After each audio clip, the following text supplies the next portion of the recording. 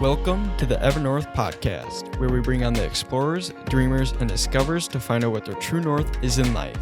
Hope you're all having a great day and enjoy the show. Today on the show, we have creative consultant, entrepreneur, and student at the University of St. Thomas, Cole Hennen. Welcome to the Truenorth podcast. Hello. Excited to be here. Yes, glad you could come on. So for a title, a creative consultant, I would 100% agree with you. Can you please explain what a creative consultant means and how you respectively earn that title? Yeah, so I have been doing kind of online businessy type things since, I was like 10 years old, and then it's like kind of evolved since then.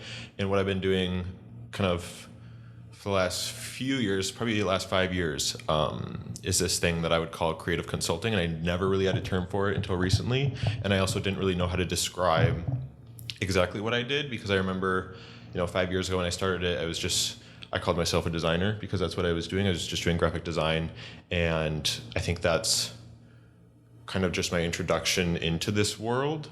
That was a passion of mine, and I wanted to monetize it. And it just evolved over 5 years where my skill set diversified. I learned things outside of just things that were visually appealing, and I learned a lot about the marketing side of things and analytics and sales. And I was just, so over the last couple of years, I've been struggling to find what is that balance and what does that look like. Mm-hmm. And a term that really stuck with me was the title of a creative director. And what those, that job title, what it refers to is somebody who manages marketing campaigns but integrates the visual side of things with design and art, so like that side, and merges it with marketing and analytics and sales. So I really, really gravitated towards that term, and I think going into the future, that is something I would like to evolve into. I think a creative director is a role where you really have to earn it. You can't just self-proclaim it, and I think a lot of people do, which isn't necessarily a bad thing, because whatever you focus on, like the law of attraction, it's just like you kind of become whatever you like envision. Yeah, 100%. So I don't think there's necessarily a problem with self-proclaiming it, even before you necessarily are doing that on a daily basis and for clients. But in terms of creative consultant, I feel like right now I'm in this process of transitioning from a company that is primarily training based. So I sell online educational courses for online personal brands. And so it's very training based. There's coaching in it as well. And I'm more transitioning into wanting to be this director for brands on a much more one-on-one basis. And so I feel like creative consultant is just that happy medium between being an online educator and then transitioning into a career where I'll be the creative director for brands. Mm-hmm. And so that's kind of where I'm at right now. I appreciate the extensive description. But because you said that you originally started an online business when you were 10. Yeah. What was that online business? Yeah, so I was a really antsy child, and I didn't find I was never into video games. I was never into I just got bored of everything that everyone else was doing my age. It was just so weird. And I also wanted to make money. I didn't like not being independent. Even at 10 years old, it was really weird for me. I wanted to go buy things that, I don't know, just like extra things. Yeah. So I really I did my research, and I was like, okay, what can a 10-year-old do? Because there's a lot of laws around stuff, and even most things that you can make money on you can make money with online. You have to be 13. Even those freelancing websites which Upwork, Fiverr. I would end up disobeying those anyways later on. But at 10 years old, I was still a little bit freaked out, and so I came up with the idea to start an online blog. And I chose the niche of doing a Minnesota Vikings blog, and I started it.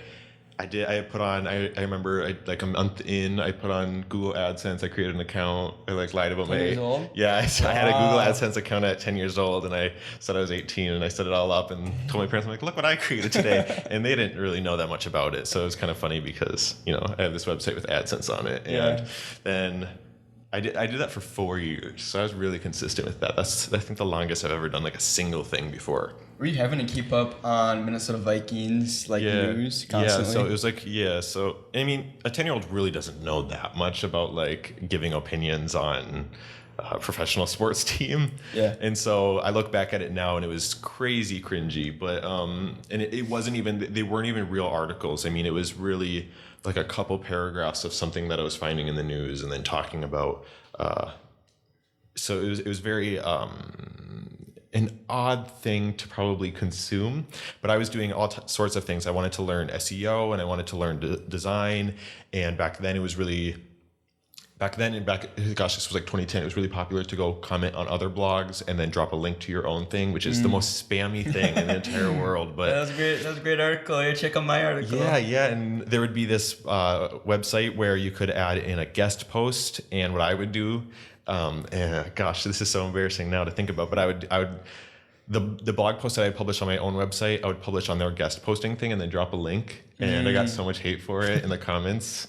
Oh gosh, people because like here's the thing though, is I was 10 or 11 years old when this was happening, so my grammar was terrible, but I wasn't admitting that I was 10 or 11 years old. So they saw this person, who I would assume maybe they would think is an adult, writing these really bad quality things, and then also kind of being really spammy by dropping a link back to my website. And then so it was a learning experience. And I think honestly, you can't really judge yourself for like things you did like as you were learning. So you did that for 3 years? 4 years. So I did that until I was 14 years old. And there was like a couple of things that I like. The biggest takeaway from that was networking and also learning to put myself out there. I was actually able to interview like a couple different Vikings players. Oh wow! So Chris Cluey, I interviewed twice. Eric Frampton, Brian Robinson, I think is the right pronunciation of that last name, and then like 2 others. So, I mean, it was, and like, here's the thing is I was literally 11 and 12 years old when I was doing this. And so I was getting on the phone with them, not telling them my age. And then they'd get on the phone with me and they'd hear like a little kid talking on the other end, which was so funny. But did they ever ask you about your age? None of them ever asked me for my age. And then I told one time and they just paused for the longest time. So I was like, okay, never doing that again. And nobody ever asked about it. It was so weird. And Chris Cluey never asked about it. And I got a second interview with him. It was just the weirdest thing to look back on, because at the time I didn't realize that it wasn't normal. Yeah. And I mean, these people are like 35-year-old adults, some of them. So so during the interviews, like what did you talk about? How were you even able to get Vikings players on for like an interview? Yeah, and I mean, the thing though is the way that I was able to do it is still the exact same thing that I do today, and it shocks me the amount of like that it still works, but even on a greater level is I would literally just tweet them, asking them if they wanted to talk on a phone call and do an interview for my blog. And that was it. And I would get like probably over 50% success rate of them tweeting me back and saying, yeah. Oh. And I mean, I do the exact same thing with Instagram DM, where I'll just DM random people that are so out of reach what it feels like, but it's like crazy. If you like, for like Instagram, if you like give somebody some sort of positive feedback on something they're doing, especially a lot of artists and creatives, people who have worked with, some of the most famous people in the world will respond to your DMs, which is absolutely wild to me. Yeah. And just being able to network through that. And so it's just, I think just putting yourself out there into situations, or even just like messaging people cold, if they don't respond, it most likely is because they never saw it. Yeah, that's true. So, I mean, it's like you're not like hurting your ego because they just never saw it.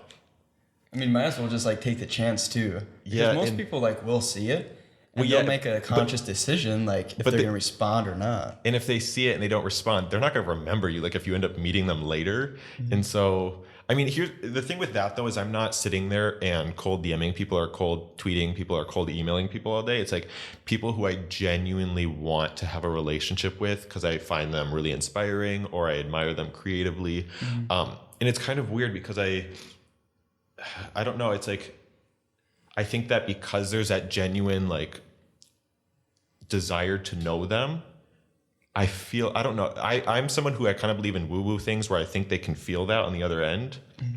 Even if you say the exact same thing in your message as somebody else, I think they can feel that on the other end. And it's like so weird because like logically it doesn't really make sense, but like no, I completely like understand what you mean, because it's the same way that I like to operate the podcast. It's like there's so many people out there on LinkedIn and everything that I could just message, and they have like a network, and I just get on and like talk to them. Yeah. But it's the people that I generally would like want to connect with and get to know more, because I feel like those don't like this podcast is an opportunity for like others to share information that they know. Yeah. Really just like provide value to other people. Yeah. So that's good. Do your family and friends understand what you do for a living, and do you even bother to explain? My parents have a pretty good understanding right now of what I do, and my inner family, just because I talk about it so much.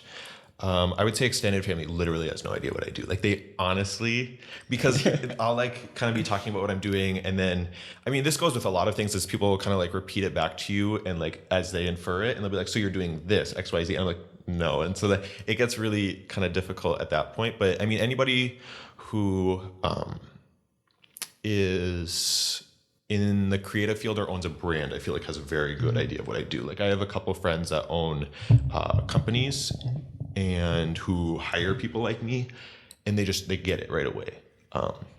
Yeah, but it's a really weird experience, especially if you have friends that are not businessy or don't like, who have never been like exposed to this world of online business or even real business, like physical like brick and mortar stores, just people who are, going into careers where they're going to go into corporate America or, something else.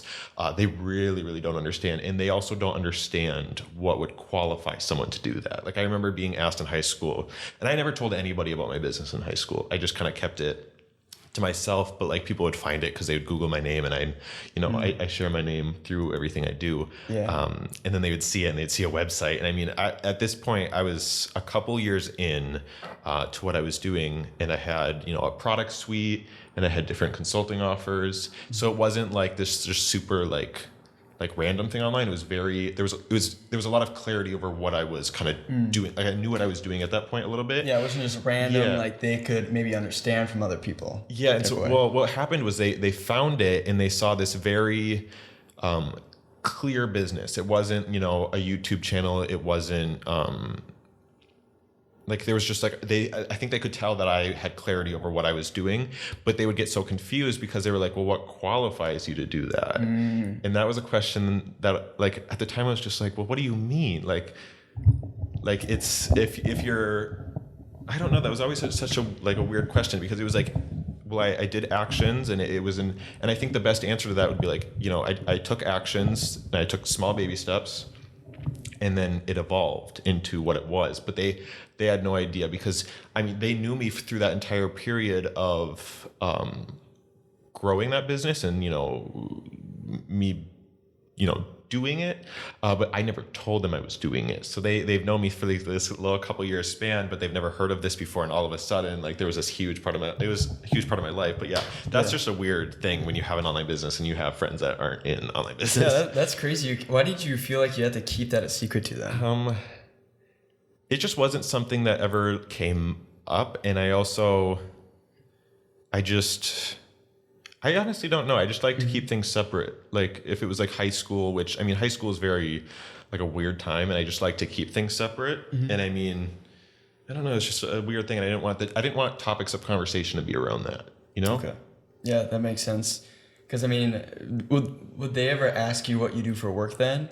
Because you're probably just running your business. It was kind of funny because people would ask where I work, and I'm like, I don't work anywhere. And so people would just never ask any further, and they would just infer that I just didn't work at all, even though like I was at home from as soon as I got home till midnight working every single night. And it was just kind of funny because like they know, because they would just infer like, oh, you don't work, and I don't know. I never felt the need to like explain myself. I don't know. Yeah. Okay. Especially people in high school. I mean, other people I do, but like. Not back then. Still not really now in college. So have you kept your same like consulting business from high school all the way to now? Yes, and it's going through like a major evolution. I feel like over the last 6 months, because I have clarity over a new direction and kind of who I want to work with. I feel like because I started what I'm doing right now, I would say that started in 2015. And so now we're in, 2020, so 5 years. And it started out where I was working with people in the internet marketing space, mostly personal brands. And I would say the majority of people were online bloggers or authors or just some sort of content creators online that wanted to sell digital educational products as well. And so that was just kind of where I was at.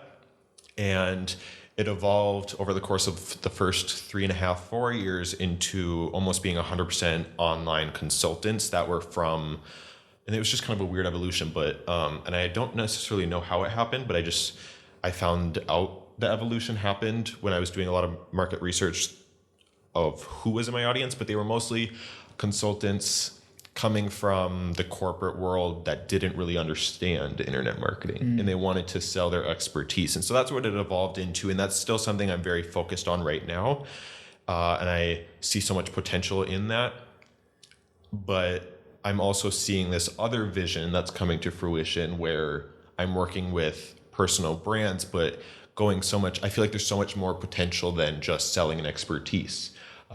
Something that I say that because I'm really, really inspired by people like, like really, really big personal brands. So like when you think like Kim Kardashian and what she has done with her personal brand and how she's created companies around that. And it's not necessarily like what celebrities used to do where it was like endorsements or just a product around their name, but it's like a real company outside of just who they are, but they're fueling it. It's like their personal brand's a fuel for the fire. And also, you look at Kanye West and what he's done with Yeezy, very much, driven by a personal brand. And I think that can also be seen, that can be seen in the beauty industry. And I think that industry is something that's ahead of everything else in terms of like, you walk into a store and almost every single like brand that has a lot of shelf space has some sort of personal brand driving that company. So that's just something that I find really interesting, and I see a lot of potential in that business model. And I feel like I'm already kind of having there's a stepping stone where I've been working on this one business and it's very much focused on personal brands and selling through that. And it's now like transitioning into, okay, what's that next step? Or what's that evolution of where I could fit into that and where I think I could help. So, right now it's a little bit of a mess, but I'm in the 2020 is kind of a year of, I think, figuring out what that is. Yeah, you'll definitely see more brands now, like Chipotle and David Dobrik doing a collaboration 100%. for a brand because customers are able to identify more with like David Dobrik doing like an ad for Chipotle than just Chipotle itself. Well, yeah, and even for people that are like really familiar with like David Dobrik, it's like the Seat Geek. That brand is literally like they go hand in hand with David Dobrik. So I think it's something that's like exploded in an influencer kind of arena. But another kind of a side tangent on that is in terms of like online influencers and stuff. If you look back 15 years, probably, like 10, 15 years, the influencers were like online bloggers and stuff. And then it kind of evolved into Instagram and YouTube. But back then, a lot of them were doing, sponsorships, ads, endorsements for companies, which is very similar to what's happening on Instagram and YouTube.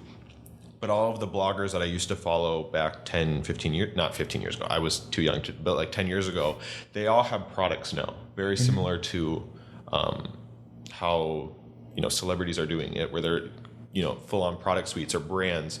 And I think that all of these I'm like going ahead of myself, but all these Instagram influencers are currently doing endorsements, advertisements. And I think that it's already happening a lot, but over the next couple years, I think they're all going to figure out that somebody else is making a lot more money off their audience than them.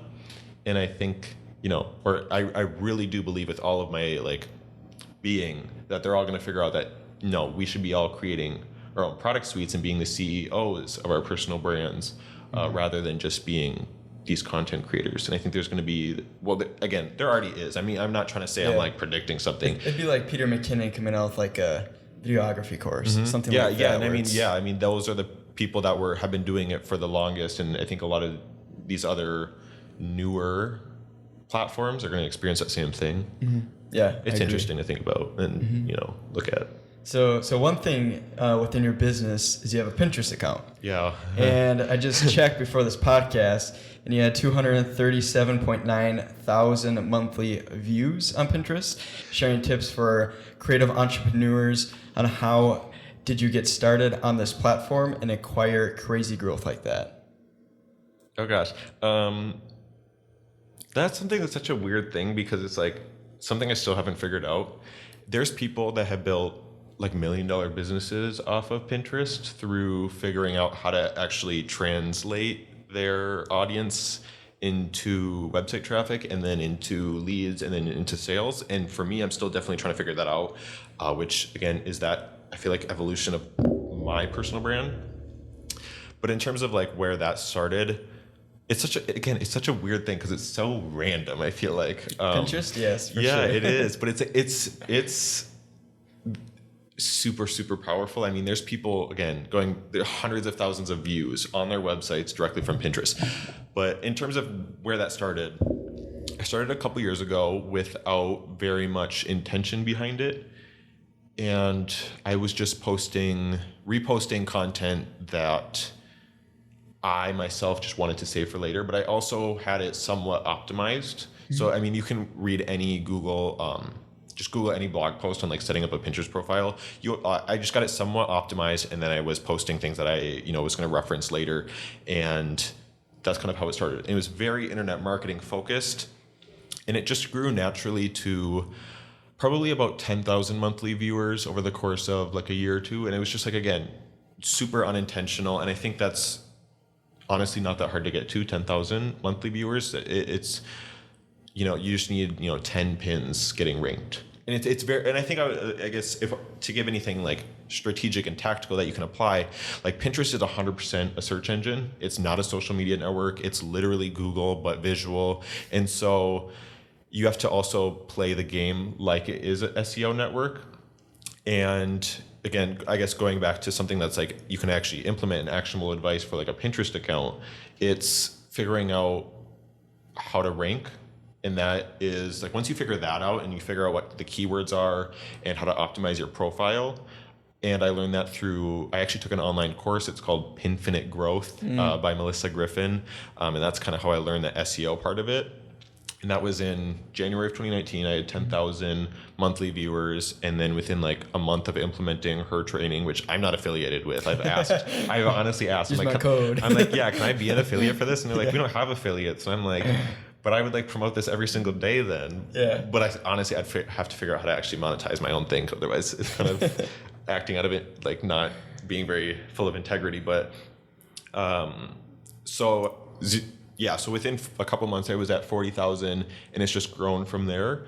And right now it's honestly just promoting a bunch of other people and other people. I mean, there's other people who have benefited massively from that account of designers that I've reposted. Because right now it's very much like creative direction and design heavy content that I repost on there.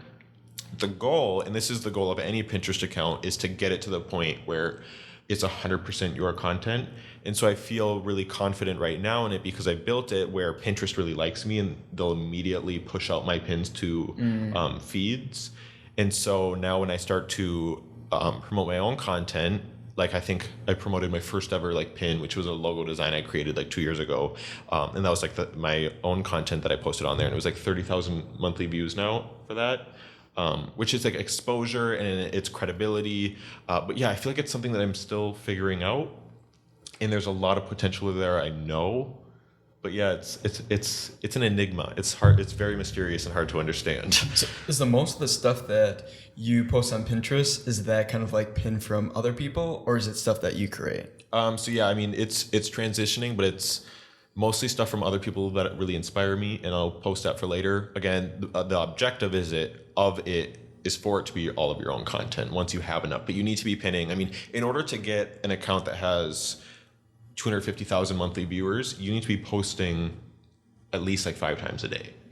How many times do you post a day? So some days I don't do any, but most days I try to do anywhere from 6 to 12. Wow. But it's also not that hard because you're literally just pinning content. Like, Yeah, it's not so necessarily it's like, oh, I it's like not, that. Yeah, I like and that. it's really another thing. I guess another aspect of that growth is really niching down and not looking at anything else that was working and just being like, what I like when I'm on looking at something, what would make me like kind of like what would inspire me creatively, and that's the kind of the point of that for me.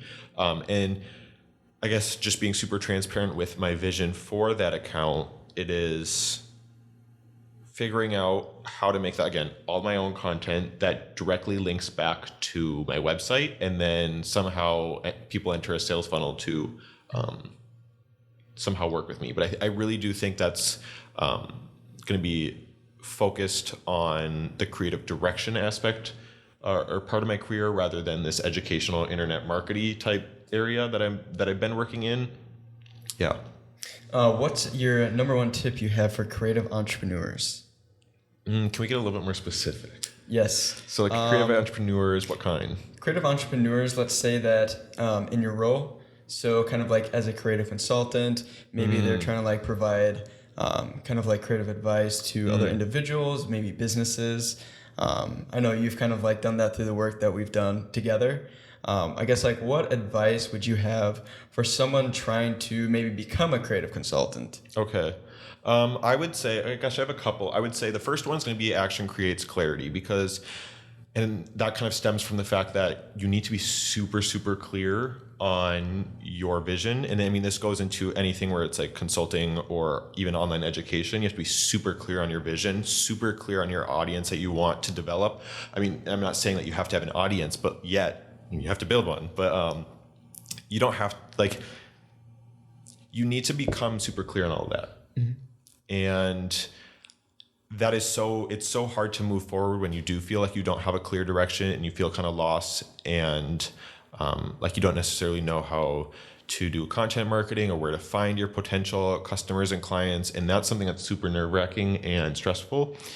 But what I found is literally just taking any action, even if I know it's the wrong action, it somehow evolves into me being really clear on what I want to do next.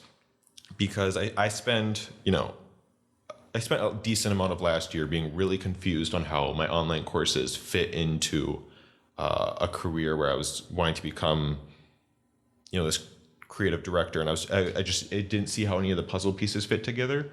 And I spent, quite a few months just being like, I don't really know what to do with this course business. Although, if I'm being completely honest, the course business has the potential for the most revenue. Like, if I want like complete financial freedom, I need to be selling products, and online courses are just where I, see myself doing that.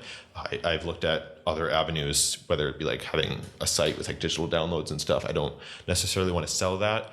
And I'm not passionate about that, but I kind of forgot where I was going with that one. But action creates clarity. But what I noticed is that if I just move forward with something, whether it was creating the outline for what I think is the next evolution of one of my online courses, all of a sudden it got the wheels turning inside my head, and I was able to see different connections that I can't see connections when I'm standing there looking at everything, but I can see it when I'm in it a little bit more.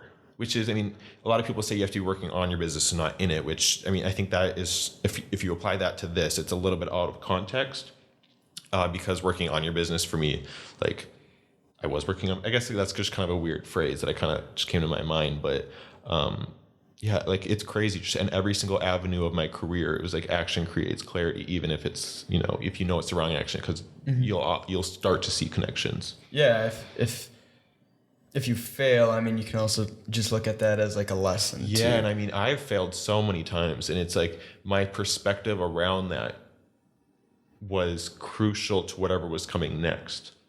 I remember I've had evolutions of like the same training program, and I had one of them where it was like a brand new course, and this was, I think it was like 2016. It was a brand new course.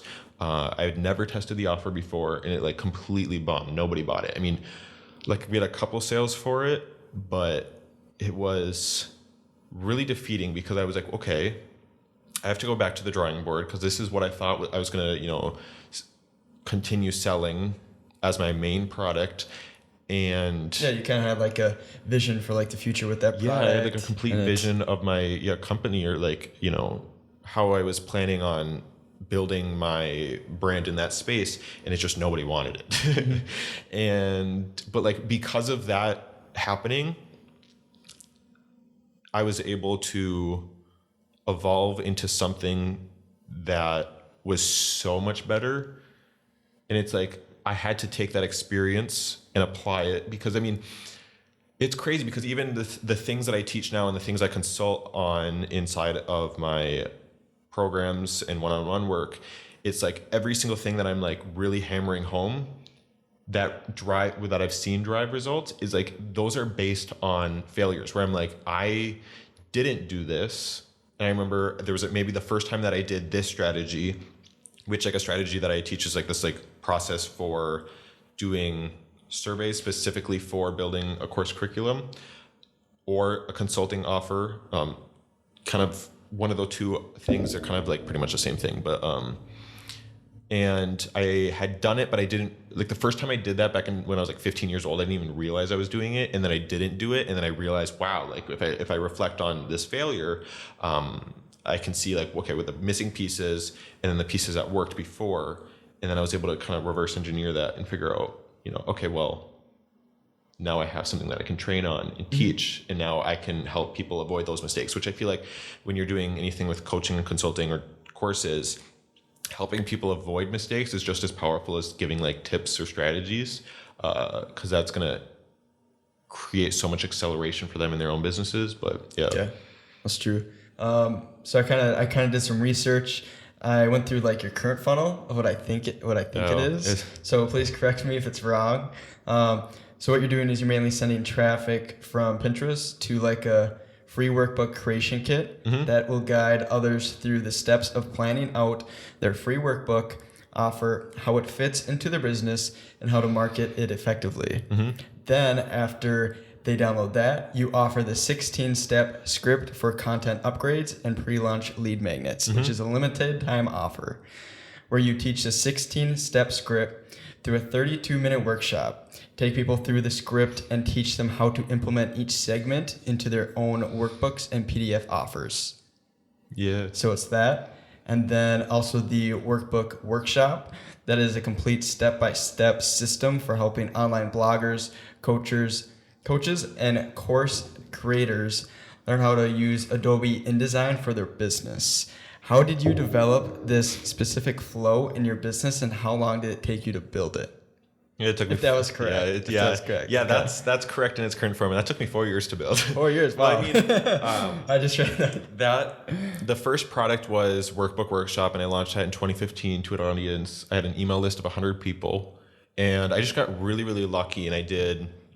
I mean, the way that I launched that program is still things that I'm trying to reverse engineer now and be able to use it to scale. But 26 out of the 100 people bought it.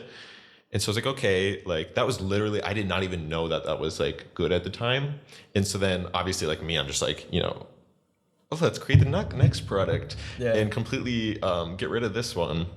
And then I launched something again. And that one was also kind of like lucky at the time too. But at the time I was doing things that I didn't even realize I was doing, very much like intense market research and audience.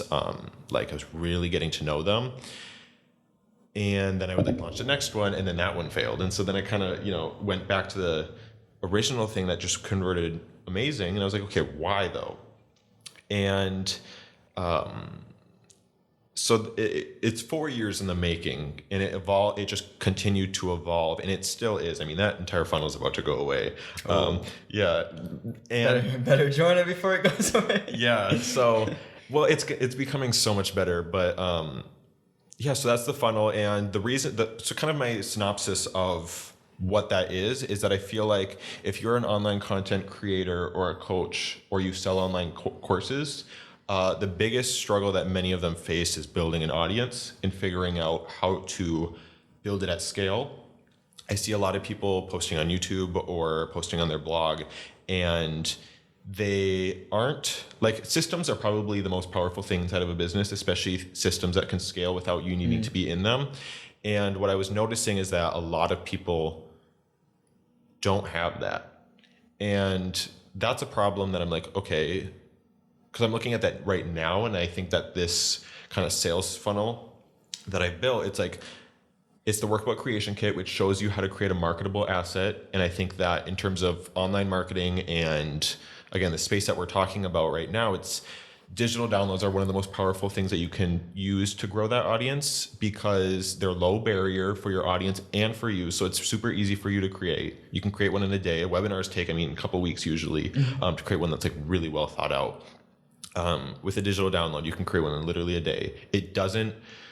It needs to have a quick win. It doesn't need to be like super intense in terms of like what's the script, although inside of my script that I have there, which is going away, but I kind of lay out how to introduce your free PDF offer. So it might be a cheat sheet, a guide, something of that sort, how to introduce it, how to give a quick win that positions you as an authority. And then we also, inside of those PDFs, pitch a signature offer. So it's literally inside of a workbook, almost like a mini webinar, but in a PDF form. And so that's kind of the funnel, and it's the workbook creation kit, which is a free download, kind of shows you a little bit of how to create that marketable asset. And then we have a $20 workshop that's how to create the content for that. And then the workbook workshop program, which is really kind of an intense, step-by-step process for launching that marketable asset. And so the next phase of that, and I have actually a question for you, is for my next iteration of that, I want to like refine that so there's only one program, and I'm doubling the price of it and then adding on another element, which is going even more in depth into the marketing campaign component of that marketable asset. But what are your thoughts on getting rid of a one-time offer? Because right now, you download the free download, and then it redirects you to a limited time offer that's only available for a half hour. It's low ticket. It's pretty much, tripwire that, the goal of it is to help subsidize the ad spend so that those ads are more profitable. But one of the things that I was finding is that I'm trying to max out the customer value, like for that time period, essentially. So one of the things that I'm like finding is I'm like, are people downloading this? And this is also maybe something about what is the right offer for a tripwire, but I feel like, are people thinking that this is the extent of what they need to know in order to get the results? And then when they don't get those results, do they think it's because of that? Because it's like, that's one piece of like a system that is so nuanced that I'm almost like, I feel like in order to provide the transformation that I could be doing, I feel like they need to know the entire thing, the entire So you wouldn't process. you wouldn't want to give them the one-time offer right away, is what you're saying? Well, I want to get rid of the one-time offer because it's also a component of the course, of the workbook workshop course. So it's like, it's weird because it's like, should your little products be like little pieces of your online, like bigger course? Because it's weird, because it's like online education is much more different than like physical products and e-commerce. It's such a weird thing. But a lot of other people online with courses are doing these tripwires. I don't love it. I don't know. You don't like it? One thing that honestly would maybe be beneficial is to just like test it. So like if it's actually working right now, then just like keep it, but maybe just take a week off and see how it performs, and just like compare the different data from that. Well, overall, I do need to increase my value per lead. Like, that's something I've been kind of focusing on, because I've been able to, like, my ads, when I am running them, which I kind of do like where it's like 6-week sprints before a big promotion where I do it.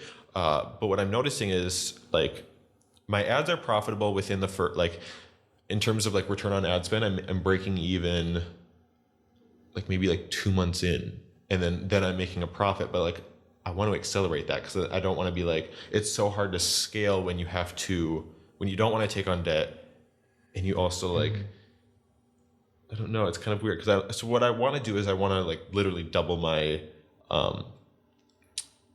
value per lead within the first 2 weeks, which is when we run our first evergreen campaign to the audience, or when I've turned it off. And so I would love to double that because I feel like then it's like literally ads are just fire. Like they're just like fuel. And I feel like it goes like, it's just like, I feel like at the point where you can figure out the value per lead and then the cost per lead, and you know that you can just like, you know, like where it's just like we have healthy margins. It's just however, like once you establish like the return on ad spend, then it's just. Yeah, like where right now it's like ad spend is like, it's a good part of the growth, but it's like, it's not fuel yet. It's not like literally pouring gasoline on a fire, which like some businesses it is when you have those healthy margins, but it's like, it's figuring that out and trying to figure out that sales funnel. It's like, so right now the workbook workshop program sells for $800, and I'm like looking at doubling the size of the program so that it covers a larger piece of a business versus just like, because right now it's very focused on design and content, but I feel like if I show people how it fits into a larger picture, it is a lot more transformative to that type of business. And I feel like, you know, so that's my little thing on that, but it's going to go from 400, and I have other little products on the side. So it's like, that's the sales funnel right now, but I'm getting rid of all those so that the one thing is going to be now a $999 course. $999, and then the sale, that's like the first piece of the sales funnel, and then really building a premium product suite where it's that, and then it goes into one-on-one coaching. So I'm testing it. There's businesses that work with both, so it's like one of those things where you just need to kind of find like what I think works for your specific thing, which is like the really hard thing about an education business is they're all so nuanced, and it literally all depends on your audience and like who they are. No, 100% agree. Like if you were coming out with a new product, I would just spend time testing it, but also learning from like other funnels. Because I've been a part of different like webinars that will try to sell you into like their $997 course. Yeah. And I mean, you can like feel like your urge and curiosity like spike through that. Yeah. Through like what they put you through. But knowing what I know, I just come there for the experience really at this point. But yeah, I mean, just testing and checking out other people's, I think would help a ton. There was a point where I was just like, all I wanted to do is spend my money on those courses, and I'm like, they're so expensive, but they're so much fun when you buy them. It's like this like exhilarating rush. Like I just spent $1,000. Yeah. Like some people spend it on like Gucci belts, and I'm like, I just bought an online educational course. That's gonna teach me Pinterest. Yeah. So I have a question for you. If you were to describe yourself in one word, what would that word be and why? Enigma. So that's actually a new word for me, and it's something that like I feel like not a lot of people really know what it means, just because it's not like a super common word. Yeah, but to be honest, I don't know what that means. So it's like pretty much someone who's like kind of like impossible to like really fully understand, or like just someone who's like kind of mysterious. So there's a lot of people that like kind of just describe themselves as, and I feel like maybe that's like kind of, it sounds really pretentious when I think about it. I don't know. I feel like I'm kind of always been like an oddball, even though I feel like for the most part, I can fit in sometimes, but like for the most part, I mean, a lot of the times I'm just this kind of like oddball out, but like I'm fine in social situations, but at the same time, it's like I can't relate to anybody really. And it's just it's just a weird, you know, it's a weird time. But I actually got that word from Lady Gaga. She that's how she describes herself, and I'm like, wow, like I never thought I'd be relating to Lady Gaga, but you know, and that was through, she did an interview. I don't remember who it was with, but she is one of the coolest people to listen to interviews from. Like, I think there's stuff that she does for the general public, and I'm, you know, that's coolest too, but I don't really subscribe to that. But when you listen to some of her interviews where she goes really, like, I've never seen an interview with somebody go that deep into personal topics and life and stuff. But yeah, so I got that word from her. So sweet. I have a question from Antonio, and that's, what's your end game? What's my end game? Oh gosh. Antonio. What's my end game? Again, I don't really even understand myself that well, and I'm always trying to figure that out too. I feel like every single 6 months, I feel like the way that I perceive myself and, things that I like, things that I don't, changes so much. Like just that relationship with me. And you're also, is it 19 or 20? I turned 20 in November. 20? Oh, nice. Yeah, so I feel like...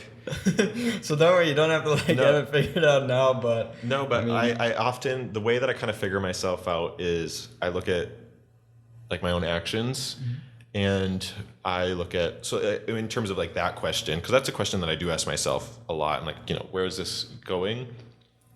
I have like, if I'm being like really like a realist, it's like I have these like dream clients that I want to work with. Like if I'm just talking about just career stuff, these dream clients I want to work with, where at the end of the day, like whatever I'm doing in my work, it's like 100% about the people. And then, cause like that's where I like kind of the term creative consultant, cause I can be very broad, cause I do feel like the thing that I bring to the table is that I do think about things pretty differently. And especially like right now it's very much visual marketing and stuff like that. And I love to be in that world. But I feel like even the Clifton Strengths Finder, my number one strength is being futuristic. Okay. And I feel like it's like I'm constantly like living in a world where like it's the vision of the future. Like I'm walking through Minneapolis and it's like everything is like not even like I'm not walking through Minneapolis in 2020. I'm walking through Minneapolis in 2050. Yeah, in the future. You've seen potential. Yeah, potential like in everything. And I see the same thing in like people, and I see the same thing in brands, and even walking through neighborhoods, like I'm like in the North Loop right now, and I'm like literally seeing like I see this entire like things that aren't even there. And so that's like just a very like, I guess, big piece of like everything that I do is like it needs to have something to do with really creating the future that I see.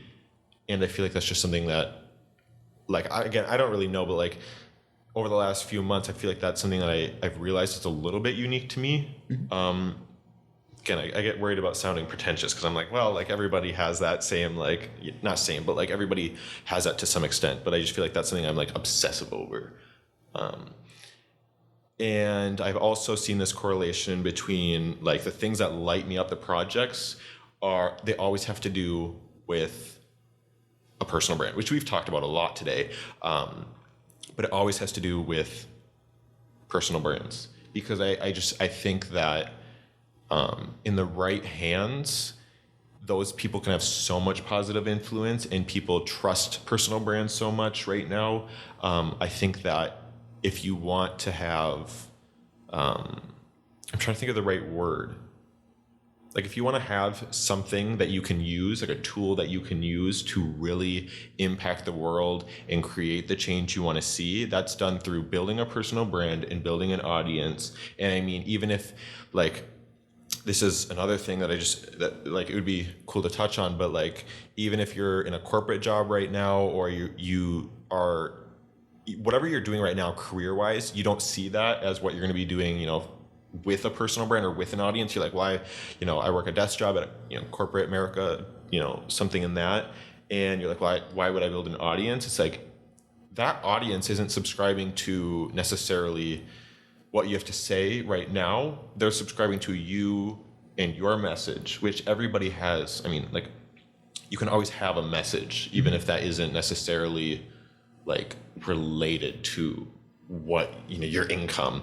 I'm trying to like create my thoughts a little bit here, but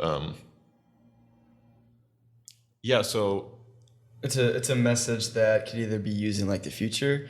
So like I'm just like building an audience. It doesn't have to be used now, but whatever you may be doing in the future can be like very beneficial. And you can pivot at any time. And what I've noticed is that like your audience will pivot with you. Where if like right now, like I'm even like something that really inspires me is like personal development and mindset. And I'm like, whoa, like what if I like just completely changed what I was teaching? I'm like, well, I built this audience, and like what would happen? I'm like, well, that same like if I change the direction of like my content and my brand, that audience is for the most part there for me. And that's something that I've also kind of realized through taking action and engaging with them and talking with them about things. And that's where it goes back to like action creates clarity, is because like I remember being super lost on like, well, what if I do want to change directions? Like, do I need to figure that out right now? Because if I'm building an audience, like, and I know that I'm going to pivot at some point later to something else, which I don't know what it is, I felt like paralyzed because I didn't want to continue to grow an audience. But at the same time, it's like,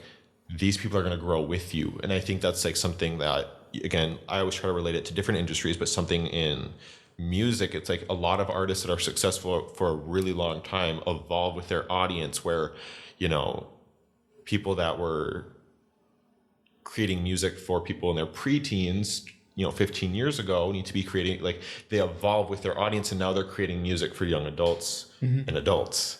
And I think that the same thing kind of applies to what I'm trying to do, is that I can evolve with these people. Yeah. No. And I guess, back to the end game. It's like, so I look at those correlations. Gosh, long story. I look at those correlations to try and kind of figure out where I want to go. And I think my end game, like things that really light me up, working with personal brands, really trying to impact, like trying to build that future that I see. And so I'm trying to figure out the correlation between that. But more specifically, when I'm working with people, it's like I think overall with what I'm doing right now, but it's going to evolve. I know it will. It's like, because right now I'm working with personal brands, it's like I want to help others kind of realize their highest potential. And that's what I'm really focused on right now. Just because I feel like sometimes, like I see things and I'm like, okay, let's make this happen. And sometimes I see things that other people want to achieve, and I'm like, okay, let's make this happen. Let's create a plan. But yeah, it's a really hard question, because like, I don't really necessarily know what the end game is. It's like it's the people, and then I'll figure it out once I have those people. I feel like being futuristic and being able to like take action steps to get there is very. It's almost like, isn't it the opposite? Because mainly futuristics, they can be very good at like cultivating ideas, but they're not as good at being like action takers. 100%. I think. Yeah. So like I can like create a plan, but like if you ask me to like go into the trenches with you, it's like it's a little bit harder. It's a little bit harder to do that. Yeah. Okay, sweet. And then to finish off the podcast, I'm gonna ask 4 questions. And the first one is, what would you define as your true north in life? I think it goes back to helping others realize their full potential. Yeah. And I think that'll evolve into things maybe beyond people. We'll see. So, yeah. If you could go camping for a week with 3 people, alive or dead, who would they be and why? My friend Paul, because I feel like we'd get a lot of work done. Paul Weaver. And somebody who also I need someone to relate to out in the woods and stuff. And I feel like we're kind of similar in the fact that let's do it. Probably not survivalist. I don't know. Yeah. And then my friend Isabel, because I feel like we get along really well, and she's another entrepreneur. And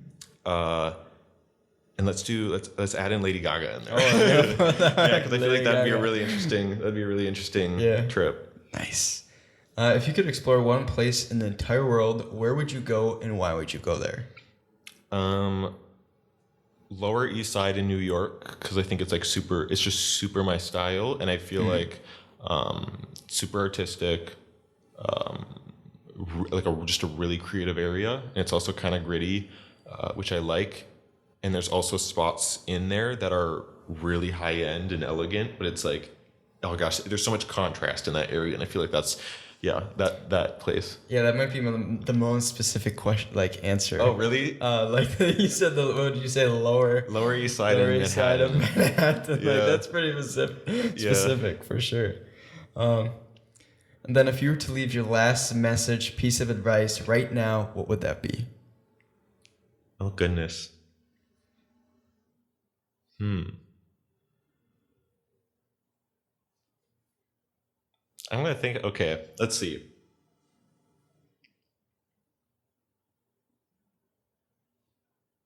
I would say that what you focus on becomes a reality in your life.